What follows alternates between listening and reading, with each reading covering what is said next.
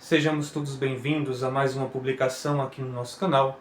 Meu nome é Padre Cristóvão, sou pároco da missão de Santo André Apóstolo aqui em Caruaru, membro do Arcebispado da América Latina, do Santo Sínodo de Avilona. Estou sob o episcopado de Sua Eminência Vladika Panteleimon, nosso arcebispo. Pois bem, no vídeo de hoje vamos responder uma indagação muito importante de ser esclarecida. Muitos buscadores da Igreja Ortodoxa, muitas pessoas que vêm até nós para tirar dúvidas sobre a Igreja, buscando entender melhor a doutrina da Igreja Ortodoxa, grande parte dessas pessoas tem um desejo de tornar-se cristão ortodoxo. E parte dessas pessoas vem do catolicismo romano e nos questionam por que é que a Igreja Ortodoxa não reconhece a supremacia papal. Por que é que a Igreja Ortodoxa, além de não reconhecer a supremacia papal, considera essa doutrina ocidental uma grave heresia e um dos pontos que fez com que o Ocidente rompesse com o Oriente cristão? Pois bem, além disso, é muito importante nós sabermos qual é a diferença de supremacia e primazia. Pois bem, são essas coisas que nós vamos falar no vídeo de hoje.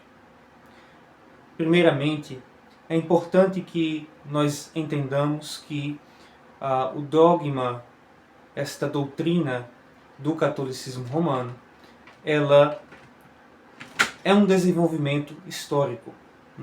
Ela não sempre existiu ao longo do primeiro milênio, mas ela é parte de um desenvolvimento do catolicismo romano, do papado. E este desenvolvimento ele se solidificou no segundo milênio, já separado da ortodoxia da Igreja.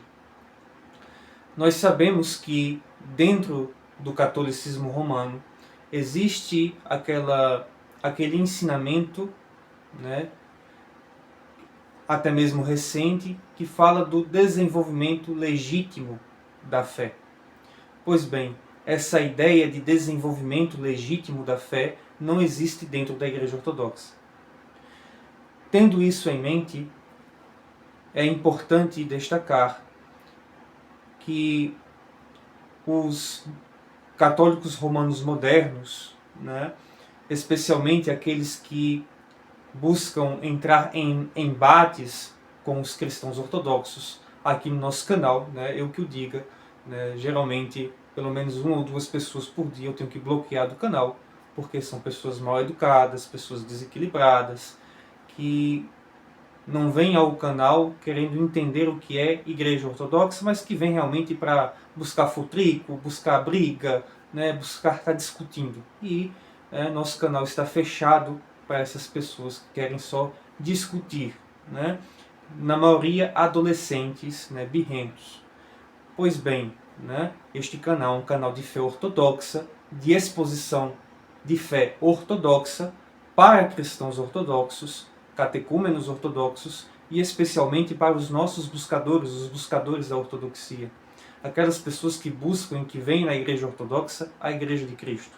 Não estou preocupado em converter, em fazer proselitismo religioso e forçar as pessoas a abandonarem o catolicismo romano para tornarem-se cristãos ortodoxos. Não. Como cristão ortodoxo, como sacerdote ortodoxo, creio e professo que a fé ortodoxa é a única fé verdadeira vinda de nosso Senhor Jesus Cristo. E que, portanto, todas as outras instituições religiosas, o que inclui o catolicismo romano, está em heresia, está em apostasia, especialmente o catolicismo romano, e um desses sintomas dessa apostasia se dá na supremacia papal. Pois bem, respondendo os nossos buscadores, aqueles que buscam entender a doutrina da Igreja Ortodoxa, por que é que a Igreja Ortodoxa não reconhece a supremacia papal? O ensino papista, e quando digo papista, não digo com cunho ofensivo, pois afinal de contas, a supremacia papal é uma doutrina singular e é um dos alicerces do catolicismo romano. Então, quando eu falo de papado e de papismo, né, eu estou usando isso para diferenciar o catolicismo romano do catolicismo cristão ortodoxo, pois, ao final de contas, o cristianismo ortodoxo reconhece que a Igreja Ortodoxa é a Igreja Católica e que a Igreja de Roma, deixando a ortodoxia, deixou esta catolicidade, né? E que esta supremacia papal, esta doutrina, ela é um sintoma desta perda da catolicidade, desta perda da ortodoxia da Sé romana. Pois bem, uma das bases para a supremacia papal que os pregadores modernos do catolicismo romano utilizam é o texto lá de Mateus 16, onde nós sabemos que Nosso Senhor pergunta quem dizem que sou, e os apóstolos então ali conversando com Cristo vão dizendo, uns dizem que é João Batista, outros que é Elias, outros dos profetas e etc. E o Senhor então volta o questionamento para eles e diz, e vós, quem dizes que eu sou? Então São Pedro, tomando a palavra, diz, tu és o Cristo, o Filho do Deus vivo. E Nosso Senhor então responde São Pedro dizendo, bem-aventurado és tu, Simão, filho de Jonas, pois não foi a carne nem o sangue que te revelou isso, mas meu Pai que está nos céus. Por isso eu te digo, tu és Pedro, e sobre esta pedra edificarei a minha igreja, e os portões do inferno não prevalecerão contra ela. Este é o texto base, né, para o dogma, para o ensinamento, a doutrina da supremacia papal. Qual é a interpretação da Igreja Ortodoxa e qual foi a interpretação dos Santos Padres a respeito deste texto? Além de eu estar falando e conversando aqui com vocês, vocês também poderão acompanhar alguns prints que eu coloquei, que eu vou estar colocando aqui no vídeo, que vocês poderão ler, né, alguns dos textos dos Santos Padres que explicam este trecho do Evangelho de Mateus 16. Enquanto vocês podem ler esses prints, também recomendo que vocês leiam os artigos que eu vou deixar fixados no primeiro comentário aqui do vídeo. Então leiam esses artigos para aprofundar os conhecimentos sobre a resposta da Igreja a essas indagações. Mas respondendo, né, de maneira um pouco mais breve e resumida, né, os Santos Padres e a Igreja Ortodoxa fazem a exegese deste texto de uma forma muito diferente que é feita dentro do papado. Pois bem, Santo Agostinho, né, como também vai aparecer aí entre os textos que eu separei para vocês, ele ensina o seguinte, assim como cristão deriva de Cristo, entendem? A palavra cristão é uma palavra derivada de Cristo. E não Cristo deriva de cristão. Da mesma forma, Pedro deriva de pedra. E não pedra deriva de Pedro. Pois bem, os Santos Padres nos dão duas interpretações sobre este texto sagrado de Mateus 16. A interpretação são duas, que você encontra. Uma nos diz que a pedra sobre a qual Cristo edifica a igreja não é a pessoa de São Pedro ou os sucessores de São Pedro, mas a pedra sobre a qual a igreja é edificada é a própria fé, a própria doutrina da igreja que foi confessada ali por São Pedro. Esta fé, esta doutrina da igreja, que como nos ensina Nosso Senhor, não veio da carne nem do sangue, não veio dos homens, mas do próprio Deus, da própria graça de Deus. E esta fé é a pedra da qual deriva o nome do apóstolo Pedro, não porque ele seja a pedra, mas porque ele é um exemplo de verdadeira confissão, da verdadeira fé sobre a qual a igreja é edificada. Como diz São Paulo em outro trecho do Novo Testamento, a igreja tem um fundamento, o fundamento dos apóstolos e profetas, que é Cristo. E aí vem a segunda interpretação dos Santos Padres, quer dizer que a pedra é Cristo, a pedra angular que os construtores rejeitaram.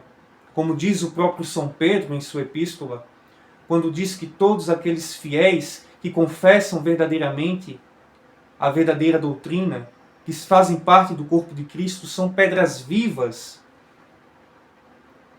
Então, o próprio São Pedro, o próprio São Paulo, no Novo Testamento, dão este entendimento que é continuado e preservado pelos Santos Padres, que ensinam que a rocha sobre a qual a igreja é edificada é não somente a fé verdadeira, mas também o próprio Cristo, que é a cabeça e pedra angular da igreja.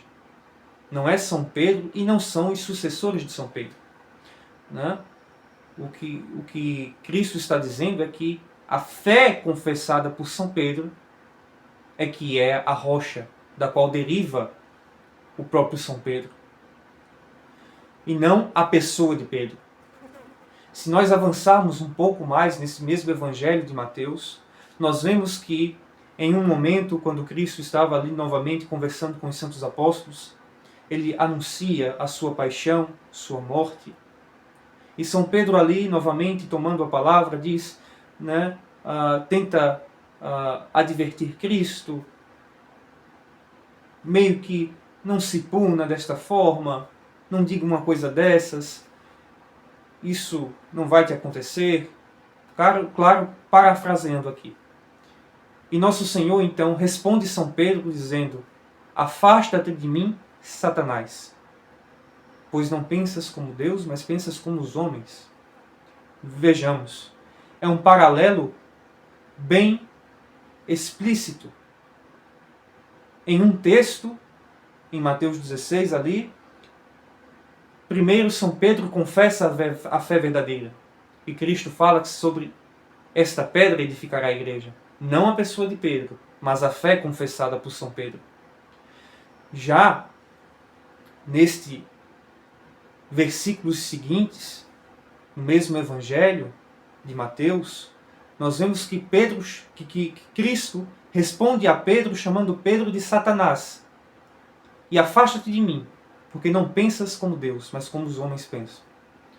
Pois bem, nós poderíamos dizer então que São Pedro é o próprio Satanás e que os sucessores de São Pedro são todos os demônios? Claro que não. Nós vemos claramente que o que Cristo quer dizer que é satânico não era a pessoa de São Pedro, mas aquela ideia que São Pedro tinha,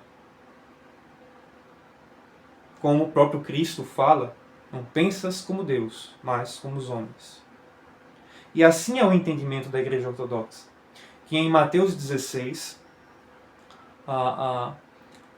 ali não está sendo dito que a pessoa de São Pedro, ou que os sucessores de São Pedro, são a pedra, são vigários ou substitutos de Cristo, como pedra angular. Pois, como afirma o próprio São Pedro, Cristo é a pedra angular da igreja. E que todos aqueles que confessam a verdadeira fé são pedras vivas deste edifício espiritual, que é o corpo e sangue de nosso Senhor Deus e Salvador Jesus Cristo. O corpo místico e orgânico de Cristo, que é a igreja, que é feita por todos nós, homens, mulheres, sacerdotes, anciãos, crianças, todos os fiéis, todo o povo de Deus que batizado participa do corpo e sangue de nosso Senhor Jesus Cristo, que enquanto proclama a verdadeira fé e reconhece o Cristo como Filho do Deus vivo, é uma pedra viva sobre a qual o corpo e sangue de nosso Senhor Jesus Cristo está edificado, especialmente na Santa Eucaristia. As chaves que nosso Senhor promete a São Pedro, nosso Senhor não deu somente a São Pedro, mas a todo o episcopado da igreja.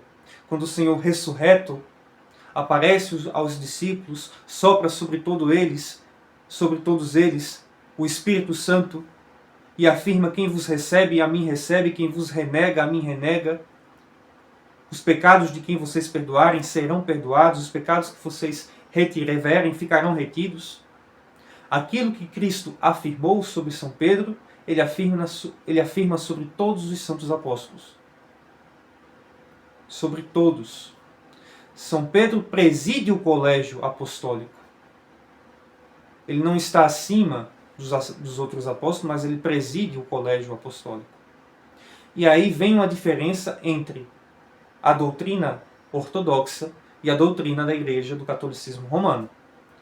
Dentro da Igreja Ortodoxa não existe supremacia de nenhum bispo. O que existe é primazia. E a Igreja Ortodoxa crê na primazia, ensina a primazia e honra esta primazia.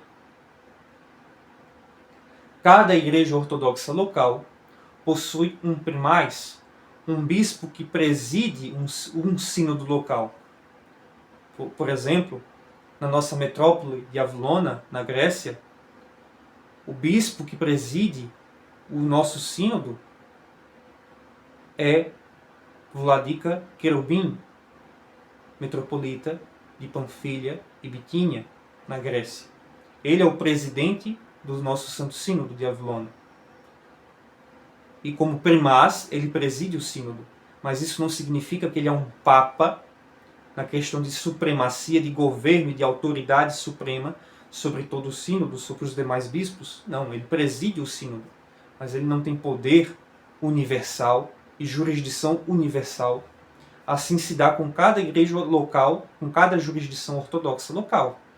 Cada jurisdição ortodoxa local terá o seu primaz.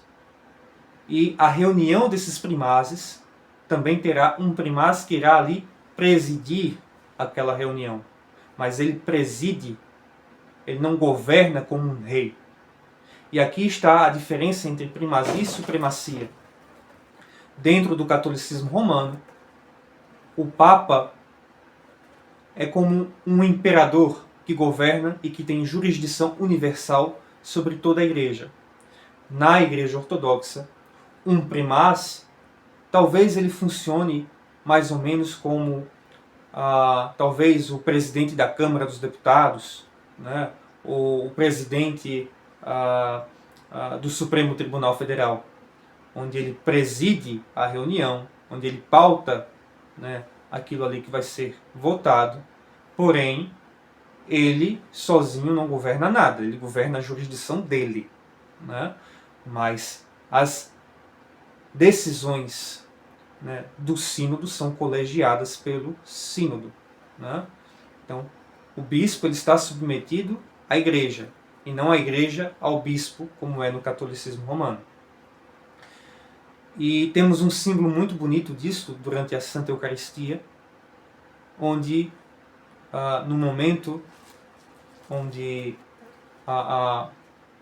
durante o credo, durante a recitação do credo niceno-constantinopolitano, né, os sacerdotes erguem um dos véus sagrados ali, e o bispo coloca a cabeça por debaixo daquele véu sagrado, simbolizando que ele está submetido à fé da igreja. E não a fé da igreja está submetida a ele.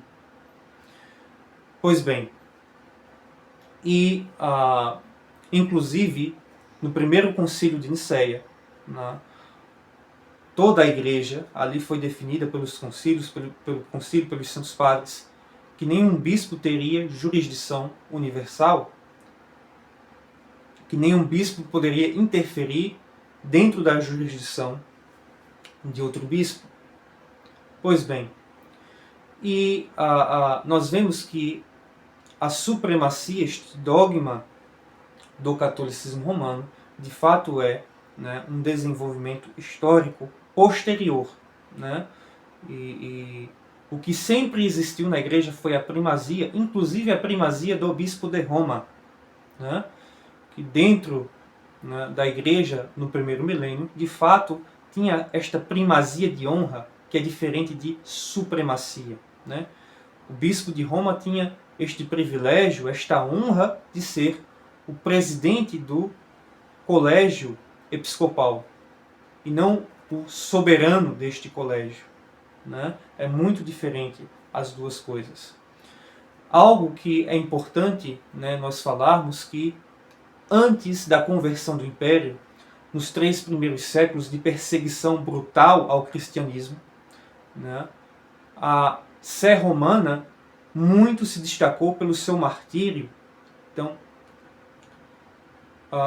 dentro do Império Romano, existia uma perseguição brutal ao povo de Deus, ao cristianismo.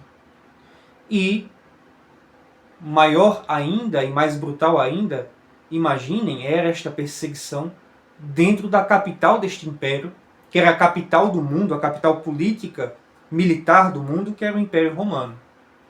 Então, os bispos de Roma, eles seguravam praticamente a batata mais quente. Eles estavam no centro da grande perseguição, dentro da cova do leão, né? Na boca do jacaré. Então, muita honra se deu a esses bispos pelo seu martírio, por presidir uma sede que não estava apenas no centro do mundo, mas no centro da grande perseguição contra a igreja. E após a queda desta perseguição, quando os cristãos tiveram liberdade para professar o cristianismo, que o cristianismo tornou-se a fé imperial, novamente, pelo bispo de Roma estar na capital do império, na capital política deste império, novamente ele teve grande prestígio entre toda a igreja, pois estava mais próximo ao imperador para representar a igreja. Então a primazia, né, de Roma, né, antes da perseguição, ela foi algo muito bonito, alicerçada não numa questão de poder temporal, de supremacia papal, mas alicerçada no exemplo, no martírio. E após a conversão do império, a primazia do bispo de Roma, ela se deu, né, também por uma questão de organização, de estrutura da própria igreja, que precisava ser representada diante do império, e o bispo mais próximo ali era o bispo de Roma, né? E muito mais tarde também acabou acontecendo que quando, né, o império teve a sua capital no Oriente, o bispo desta capital, lá em Bizâncio, Constantinopla, também teve esta primazia, pois ali no Oriente representava a igreja diante do imperador. Então, esta questão de primazia, ela sempre foi uma questão de honra, de organização da existência da igreja, né, dentro do mundo, e não uma questão de supremacia, não uma questão dogmática, entendem? Mas algumas indagações que ficam para nós terminarmos, né, esta apologética de hoje. Se a doutrina do catolicismo romano estivesse correta, por que só o bispo de Roma pode ter essa supremacia? Pois o bispo de Antioquia é sucessor de São Pedro antes do bispo de Roma, né? São Pedro foi bispo primeiramente em Antioquia, e nós nunca ouvimos falar, ou vemos na história, um patriarca, um bispo de Antioquia, com esta pretensa jurisdição universal ou supremacia universal sobre toda a igreja. Nisso nós vemos que a questão da primazia do Papa no Ocidente, na igreja no primeiro milênio, ela não foi uma questão, como disse, de dogmática de fé, mas uma questão da organização da própria igreja como instituição dentro do Império Romano. E se nós fôssemos entrar dentro realmente, né, dessa lógica do papado, se esse poder está sobre os sucessores de São Pedro, por que é que o bispo de Antioquia não tem este mesmo poder? Não é mesmo? E por que é que não está somente sobre Pedro? E por que é que tem que estar sobre os seus sucessores? Pois, né, nós sabemos que entre a igreja do céu e da terra não existe diferença. Esta lógica de que muitos apologistas dentro do catolicismo romano dizem que não é necessário que você tenha este poder histórico, né, permanente de um Papa, né, de um sucessor de São Pedro para preservar a doutrina, não sei o que mais. Não. Né? A verdadeira fé está preservada sobre todos os bispos que confessam esta verdadeira fé, e não sobre um único bispo. A verdadeira fé, a graça do Espírito Santo, ela repousa sobre toda a igreja legítima e verdadeira, e não sobre um único bispo com infanabilidade universal. Pois bem, este foi o vídeo de hoje. Espero que tenha ajudado na compreensão dos nossos buscadores e peço que leiam os artigos, muito mais importante do que minhas explicações aqui rasas, bem resumidas. É importante que nós leiamos boa literatura, bons estudos, né, que nos explicam de maneira aprofundada melhor esta questão. Pois bem, no primeiro comentário fixado nós teremos, né, alguns artigos que vocês podem ler para se aprofundar mais sobre este tema. Pois bem, que o Senhor vos abençoe e vos livre de todo mal pelo poder da sua santa e preciosa cruz. Em nome do Pai, do Filho e do Espírito Santo. Amém.